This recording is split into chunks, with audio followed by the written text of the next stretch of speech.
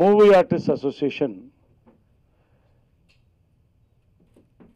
Megastar Chiranjeevi గారు నేతృత్వంలో ప్రారంభించి ఎంతోమంది మహనీయులు, పెద్దవాళ్ళు, సోదరులు అధ్యక్షులుగా దాదాపుగా చాలాసార్లు యునానిమస్గా పోటీ చేయడం, అందరూ కూడా ముక్త కంఠంతో మద్దతు తెలపడం ఒక చరిత్రగా మూవీ ఆర్టిస్ట్ అసోసియేషన్ ఎదుగుతూ వచ్చింది.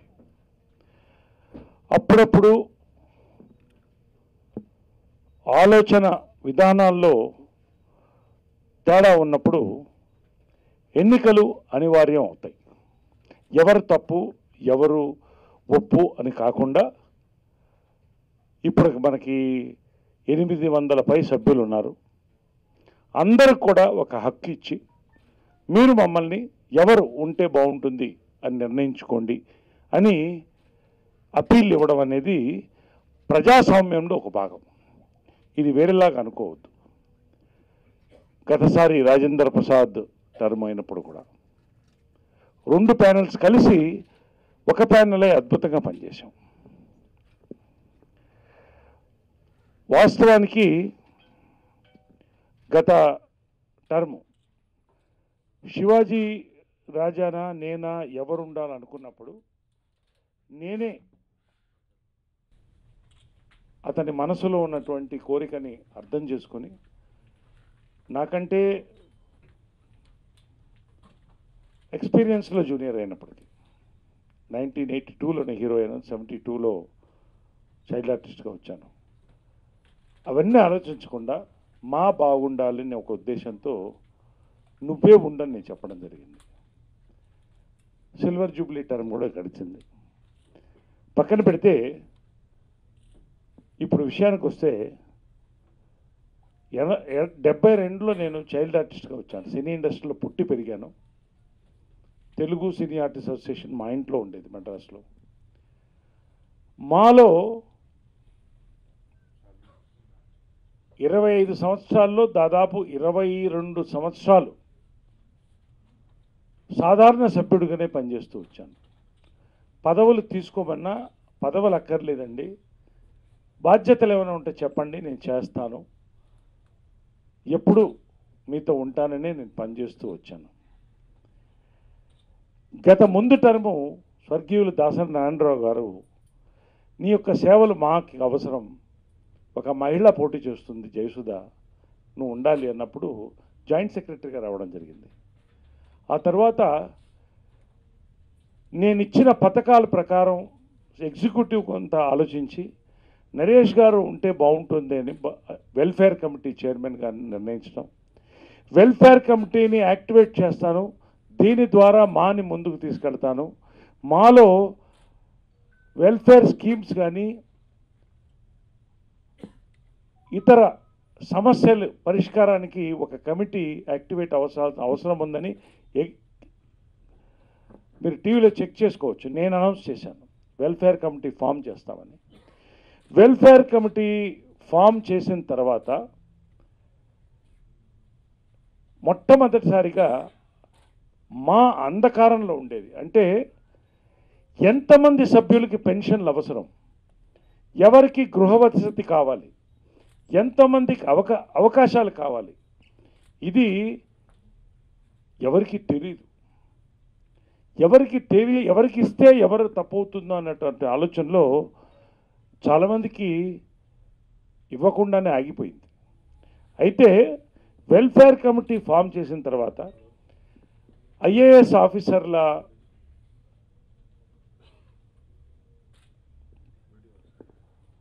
సపోర్ట్ తీసుకొని, ఎన్జిఓ సపోర్ట్ తీసుకొని 3 నెలల పాటు రీసెర్చ్ చేసి, నేను ఏదైనా కూడా ఒట్టు పెట్టుకుంటాను, గుండు గీక్కుంటాను, ఇవి మాట్లాడను. నేను ఎప్పుడు పేపర్లో ఉన్నది మాట్లాడతాను.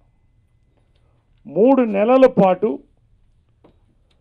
ఒక డీప్ సర్వే, ఒక్కొక్క మెంబర్కి మీకు అవసరమా కాదా సర్వే అని అడిగి తీసుకుంటే 130 మంది పైగా మాకు సర్వే అవసరం, మాకు చాలా ఇబ్బందుల్లో ఉన్నామంటే ఈ విధంగా వాళ్ళకి స్కిల్స్ ఏమిటి, వాళ్ళకి ఆవశ్యకతలు ఏమిటి, మనం ఆలోచించింది ఏమిటి, యాక్షన్ ఏం తీసుకోవాలి, ఈ విధంగా ఒక పట్టిక దాదాపు ప్రతి ఇంటికి నేను కూడా వెళ్ళాను. ఇంటింటికి తిరిగి వాళ్ళ యొక్క బాధలకి సాధక బాధకాలను తెలుసుకుని ఈ సర్వేని నేను తయారు చేయడం జరిగింది. మేమందరం కూడా వెల్ఫేర్ కమిటీలో ఊరికి ఉదాహరణకు చెప్తున్నాను. దాంట్లో రెడ్లో ఉన్న వాళ్ళకి ఉదాహరణకు చెప్తున్నాను.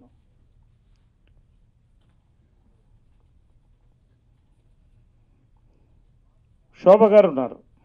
నాకు పెన్షన్ కావాలి, హెల్త్ కార్డు కావాలి, పిల్లలకి ఎడ్యుకేషన్ కావాలి, ఇలాగా నన్ను డైరెక్ట్గా అడగడం జరిగింది. వాళ్ళు ఉన్నది సింగిల్ బెడ్రూమ్లో ఉంటున్నారు, డైవోర్స్డ్, సన్ మ్యారీడ్, 2 డిపెండెంట్స్, 2 డాటర్స్. వీళ్ళకి ఆవశ్యకత ఏంటి? Pension, health card, educational support. ఇంత సైంటిఫిక్గా ఈ సర్వే జరపడం అనేది గర్వంగా చెప్పవచ్చు. మూవీ ఆర్టిస్ట్ అసోసియేషన్లో మాత్రమే ఎంటైర్ భారతదేశంలో బాలీవుడ్, కాలీవుడ్ ఎక్కడా జరగలేదు.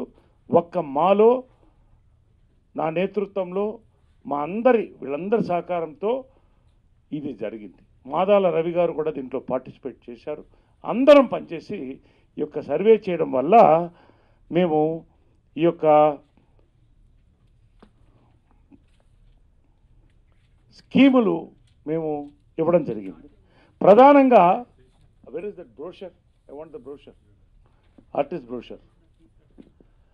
అవకాశాలు కావాలి అని అడిగిన వాళ్ళు ఎక్కువ ఉన్నారు. సినీ నటులకి మేకప్ వేసుకోకపోతే ప్రాణం కోల్పోతారు వాళ్ళు. నేను మా ఆఫీస్లో ఉంటుంది,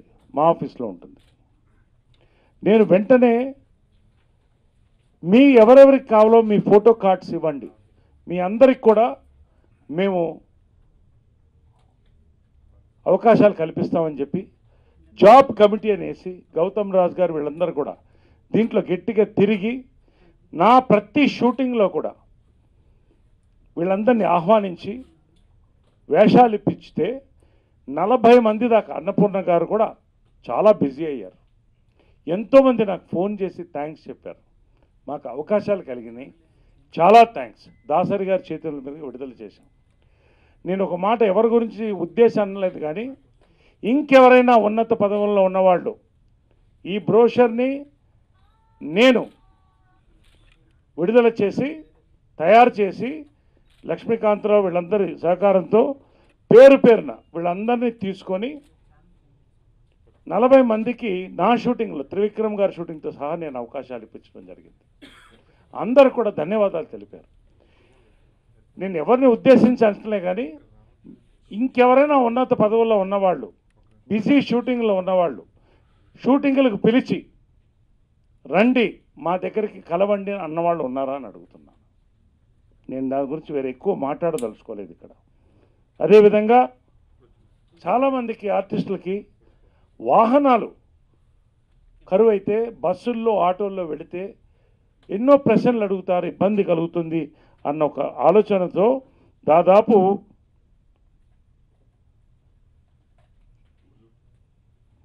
13 మందికి వాహనాలు ఇప్పించడం జరిగింది. నేను ఒక్కడిని అంటలేదు. దీనికి ప్రధానంగా కారణం సర్వే. ఎవరికి ఇవ్వాలనేది క్లారిటీతో బైక్స్ వీళ్ళందరికీ కూడా ఇప్పించడం జరిగింది. వీళ్ళందరూ సంతోషంగా, గర్వంగా ఈ ఆర్టిస్టులు బైకుల్లో వెళుతున్నారు ఈ రోజున. అదేవిధంగా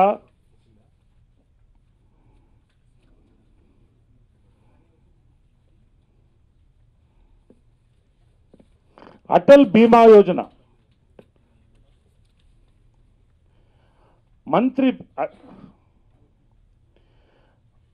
ప్రధానమంత్రి సురక్షణ బీమా యోజన ద్వారా 12 రూపాయలు కడితే నెలకి ఎవరు మరణించిన అనంతరం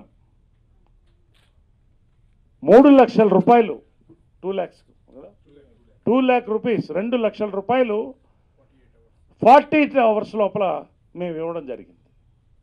ఇలాగా ఇప్పటికీ 4 ఇచ్చాం. మేము 4 కుటుంబాలు చనిపోయిన వెంటనే కూడా, ఎవరన్నా చనిపోతే కుటుంబానికి వెంటనే మా నుంచి ఇచ్చి తర్వాత మేము తీసుకుని 2 లక్షల రూపాయలు ఇచ్చాం. ఇది నా ఎన్జిఓల ద్వారా గవర్నమెంట్ నుంచి నేను డౌన్లోడ్ చేసుకున్నటువంటి స్కీమ్ ఇది ప్రతి ఒక్క మెంబర్కి వర్తిస్తుంది, A to Z ప్రతి మెంబర్కి వర్తిస్తుంది.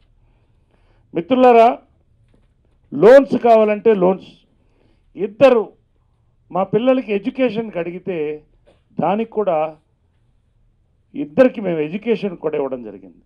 లోన్ అప్లై చేసుకుంటే ఆల్రెడీ లోన్ స్టేటస్ కూడా ఇక్కడ ఉంది.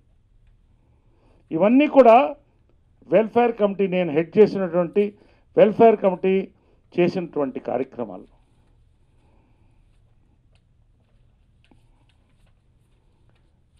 ఇది గతం. ఇప్పుడు మళ్ళీ ఎన్నికలు వచ్చాయి. ఎన్నికలు వచ్చినప్పుడు ఆలోచనలో తేడాలు వచ్చినప్పుడు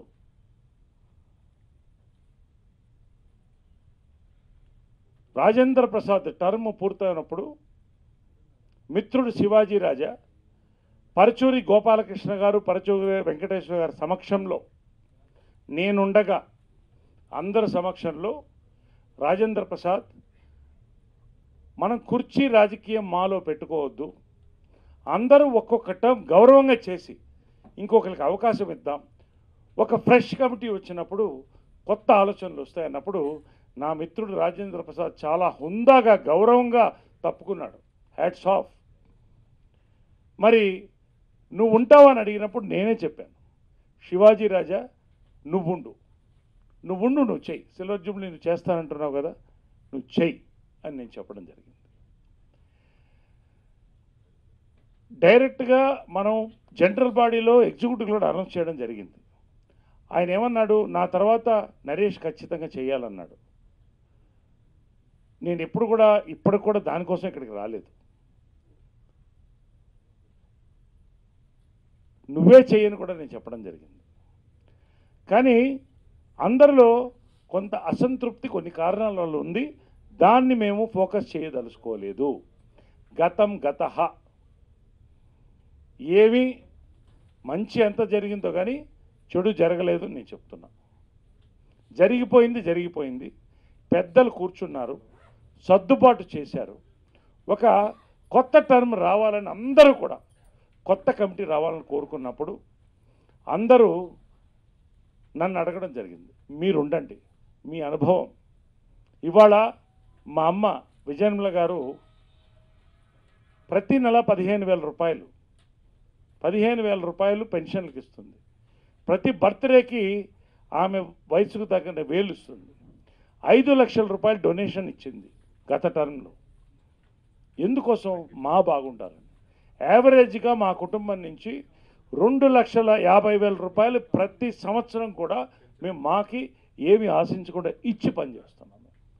కాబట్టి మీలాంటి వాళ్ళు ఉంటే బాగుంటుందండి, మీరు ఇంత ఆలోచనలు తీసుకొచ్చారని చాలామంది నన్ను అడగడం, వీళ్ళందరూ కూడా నా వెంట వచ్చి మీరు చేయాలనడం అనేది నాకు కూడా, నేను రాజీనామా చేద్దాం అనుకున్నాను. కొన్ని మనసుకు చాలా కష్టం వేసినటువంటి సంఘటనలు జరిగినాయి. అవన్నీ తలుచుకుంటే నాకు కళ్ళల్లో ఏడుపు వస్తుంది, నాకు నిజంగా బాధేస్తుంది. కానీ అవన్నీ మర్చిపోయి మా కోసం, మా ఆఫీస్ అయినా ఊడుస్తాం, మంచి జరగాలి, సిల్వర్ జూబ్లీ టర్మ్ బాగా జరగాలి అనే ఆలోచనతో సరే నేను అంగీకరించడం జరిగింది. కాబట్టి ఈ యొక్క టర్ము మేము ఒక మంచి కమిటీని తీసుకురావాలి. మేము ఎవరి మీద అంటాం లేదు. నేను మళ్ళీ చెప్తున్నాను, నేను ఓట్లేయను. ఒక్క టర్మ్ అంటే ఒక్క టర్మే, ఒక్క టర్మ్. నేను వేసినటువంటి విత్తనాలు ఇప్పుడు చెట్లుగా మొలుస్తున్నాయి. అవి ఎదగాలంటే మంచి కమిటీ కావాలి. పండ్లు ఎక్కువ మందికి అందాలంటే ఒక మంచి వర్కింగ్ కమిటీ రావాలి. ఈ ఉద్దేశంతోనే నేను కమిటీ అనుకున్న వెంటనే ఫస్ట్ సంప్రదించింది నా బాల్య మిత్రులు ఇద్దరు, జీవిత, రాజశేఖర్. జీవిత నా చెల్లెలు సమానరాలు.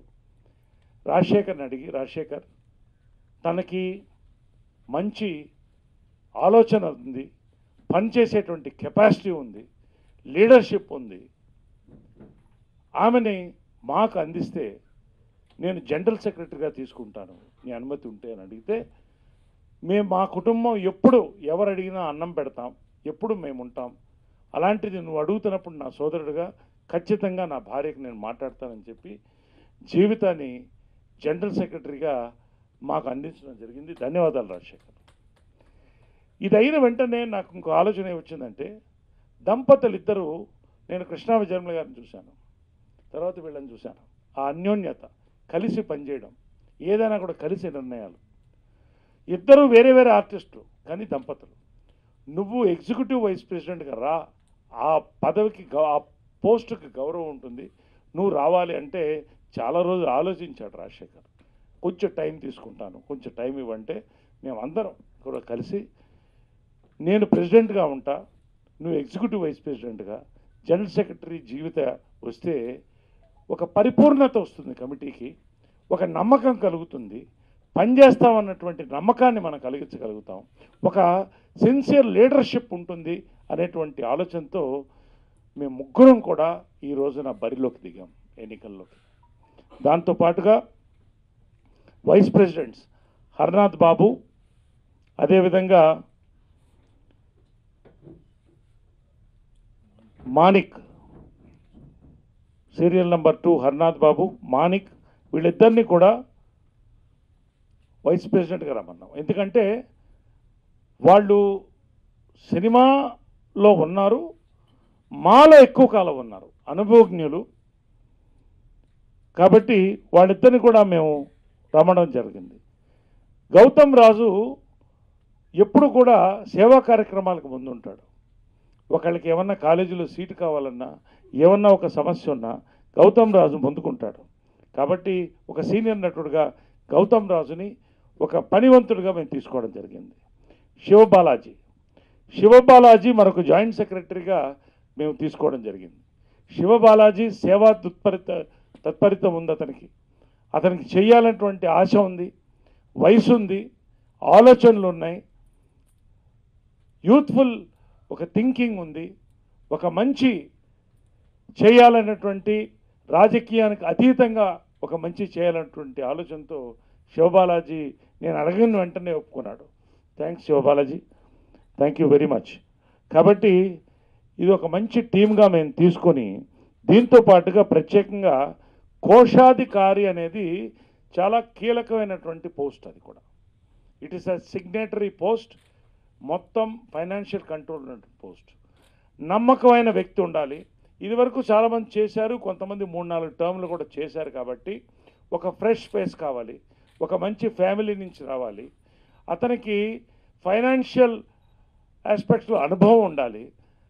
కోటా శంకర్రావు గారు ఎస్బీఐలో ఆఫీసర్గా కూడా పనిచేశారు ఆయన. కాబట్టి కోటా శంకర్రావు లాంటి వ్యక్తి వస్తే ఖచ్చితంగా ఆ పోస్టుకి న్యాయం జరుగుతుంది అన్నటువంటి ఆలోచనలో వారిని కూడా తీసుకోవడం జరిగింది. అదేవిధంగా శ్రీనివాస్ గారు పసునూరి, మంచి వాగ్దాటి ఉంది, ఆలోచన విధానం ఉంది, ఒక లాయర్, చాలా సీనియర్ వ్యక్తి. ఈసారి కూడా నాకు ఏ పోస్ట్ వద్దు, నేను ఉండి ఎగ్జిక్యూటివ్లో ఉంటానండి, ఏ పోస్ట్లో ఉన్నా పనిచేస్తామని చెప్పి వారు ముందుకు రావడం, వారిని ఈ యొక్క ఎగ్జిక్యూటివ్ ప్యానెల్ని హెడ్ చేయమని చెప్పి వారిని కూడా చీఫ్ విప్గా ఎగ్జిక్యూటివ్ ప్యానెల్కి మేము తీసుకోవడం జరిగింది. అదేవిధంగా ఆలీ నాతో 4 స్తంభాల అటు నుంచి ఉన్నాడు, ఎన్నో పోస్టులు చేశాడు. ఏ పోస్ట్ అయినా చేయొచ్చు అన్నా, నేను నీతో ఎగ్జిక్యూటివ్లో ఉంటాను, నేను పనిచేస్తానని చెప్పి ఆలీ ముందుకు రావడం. అదేవిధంగా అశోక్ కుమార్, అందరూ ఒక్కసారి విష్ చేసేయండి ప్రెస్కి. Ashok Kumar senior TV artist, అందరూ కూడా ఇంటెలెక్చువల్. దీంట్లో బాబీ రాజ్బాబు గారి సోదరులు, రాజ్బాబు గారి కుటుంబం నుంచి ఒకడు ఉండాలని చెప్పి ఆయన కూడా తీసుకోవడం జరిగింది. జేఎల్ శ్రీనివాస్ని మేము తీసుకోవడం జరిగింది. జాకీ కూడా చాలా మంచి పేరున్నటువంటి వ్యక్తి, మంచి అందరితో సత్సంబంధాలు కలిగిన వ్యక్తి, జాకీని తీసుకోవడం జరిగింది. జిత్ మోహన్ మిత్రా కూడా సీనియర్ ఆర్టిస్ట్, అందరికీ పరిచయం, వారిని తీసుకోవడం జరిగింది. కరాటే కళ్యాణి కూడా మహిళల నుంచి కోటాలో తీసుకోవడం జరిగింది. జోగి బ్రదర్స్ నుంచి కృష్ణంరాజు వచ్చారా, జోగి బ్రదర్స్ కృష్ణంరాజు గారిని తీసుకోవడం జరిగింది. అదేవిధంగా కుమార్ కొమ్ముకల లాస్ట్ టైం వెల్ఫేర్ కమిటీలో అద్భుతంగా పనిచేశారు. లక్ష్మీకాంతరావు గత టర్మ్ ఎగ్జిక్యూటివ్ మెంబర్గా చేసి డైరీ తీసుకురావడంలో కొన్ని ఆటంకాలు మాకు వచ్చాయి. దాని గురించి మేము మాట్లాడదలుచుకోలేదు. వీటన్నిటిని కూడా దాటి కష్టపడి పనిచేసి ఒక డైరీని అద్భుతంగా రిలీజ్ చేసి ఈ రోజున ఎగ్జిక్యూటివ్ కమిటీ మెంబర్గా వారిని మేము తీసుకోవడం జరిగింది. అదే మంది ఎంఆర్సి వడ్డపట్ల గారు, మధు వెంజమూరి, శ్రీముఖి మహిళ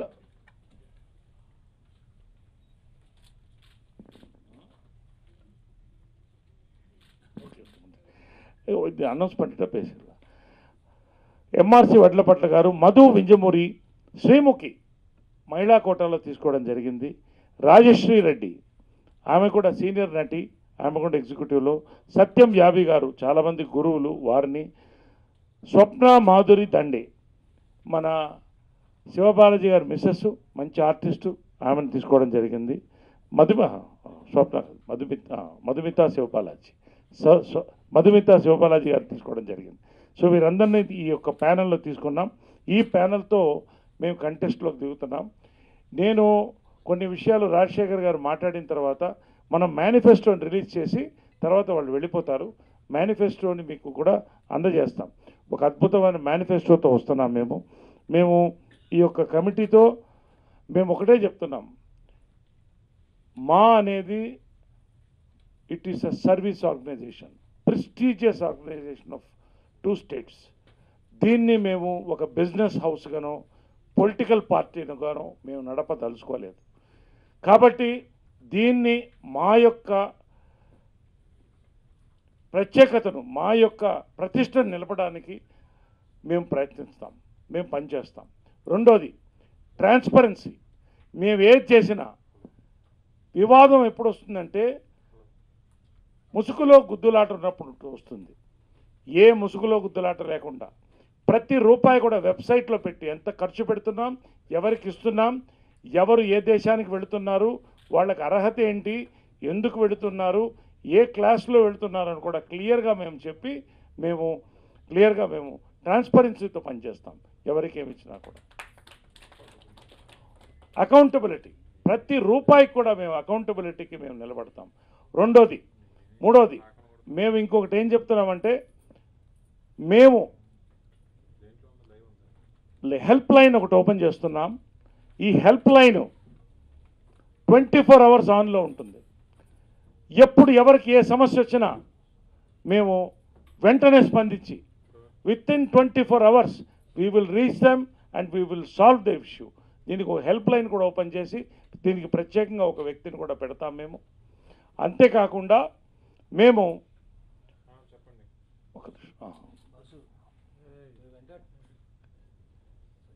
హెల్ప్ లైన్ ఓపెన్ చేసి అందరికి ఇస్తాం.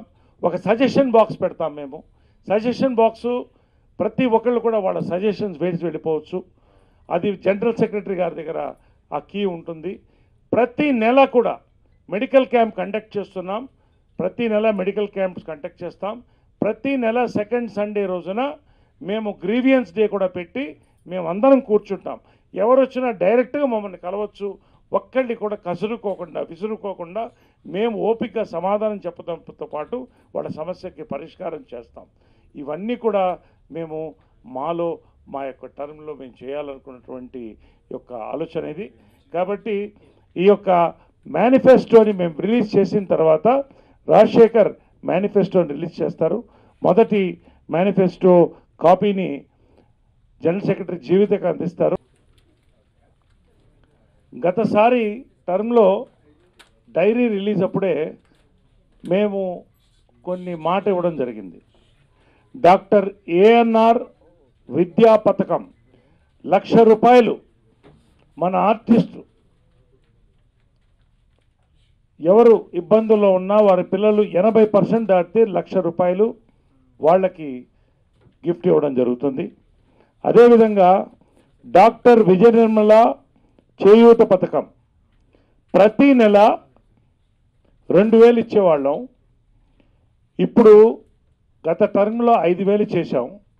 ఇప్పుడు మేము వచ్చిన తర్వాత చాలామంది నన్ను పెద్దవాళ్ళు కోరింది ఏంటంటే, అయ్యా మెడికల్ ఫెసిలిటీస్ చాలా ఇబ్బందిగా ఉంది, ఇంకొక 1,000 రూపాయలు పెంచితే బాగుంటుందంటే 6,000 రూపాయలతో ప్రతి నెల 6,000 రూపాయలు ఇప్పుడు ఎవరికి పెన్షన్లు వస్తున్నాయో వాళ్ళందరికీ 1,000 రూపాయలు పెంచి 6,000 రూపాయలు. మేనిఫెస్టోలో 5,000 పడిందండి, 6,000 రూపాయలు, 1,000 రూపీస్ వాళ్ళకి మెడికల్ ఫెసిలిటీస్తో డాక్టర్ విజయనిర్మల చేయూత పథకం. అదేవిధంగా డాక్టర్ చిరంజీవి మా కళ్యాణ పథకం 1,16,000 రూపాయలు. ఏ ఆర్టిస్టులు ఇబ్బందుల్లో ఉన్నా వాళ్ళ పిల్లలకి పెళ్ళిళ్ళు అయితే ఆడపిల్లలకి 1,16,000 రూపాయలు డాక్టర్ చిరంజీవి గారు మా కళ్యాణ పథకం ద్వారా, ఇది టీఆర్ఎస్ ప్రభుత్వం ఇన్స్పిరేషన్తో తీసుకుని పెట్టింది. ఇది మేము గత ఎగ్జిక్యూటివ్లో నిర్ణయించి 1,16,000 రూపాయలు మేము ఇవ్వడం జరుగుతుంది. అదేవిధంగా మనం అన్ని ప్రాంతాలకి ప్రాధాన్యత ఇస్తున్నాం. డాక్టర్ ఎం ప్రభాకర్ రెడ్డి గారిని మనం మర్చిపోకూడదు.